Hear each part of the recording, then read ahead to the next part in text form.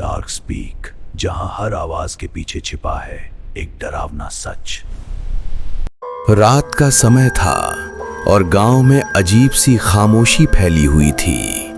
हवा भी जैसे रुक गई थी।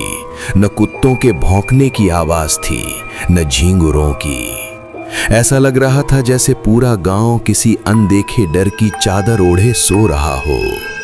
उसी गांव में एक नई दुल्हन आई थी, जिसने अभी कुछ ही दिन पहले शादी की थी। उसके हाथों की मेहंदी अभी पूरी तरह फीकी भी नहीं पड़ी थी और उसके माथे का सिंदूर अभी ताजा था। लोग उसे बहुत शांत और सीधी साधी समझते थे, लेकिन किसी को नहीं पता था कि उसकी आंखों में छुपा सन्नाटा किसी भयानक राज का संकेत था।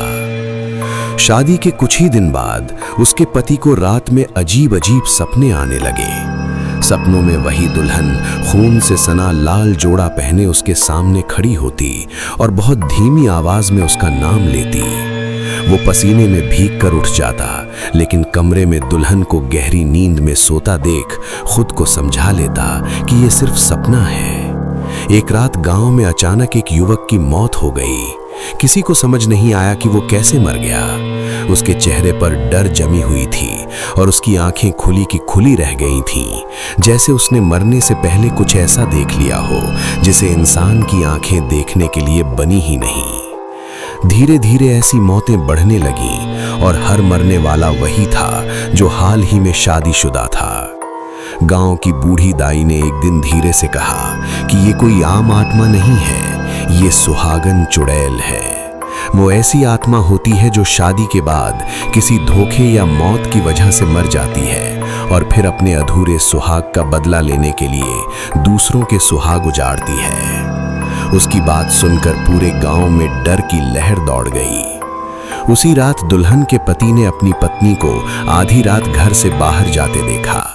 वो लाल जोड़े में थी, उसके पांव जमीन को छुए बिना ही आगे बढ़ रहे थे और उसके बाल खुले हुए थे। वो चुपचाप उसके पीछे पीछे चला।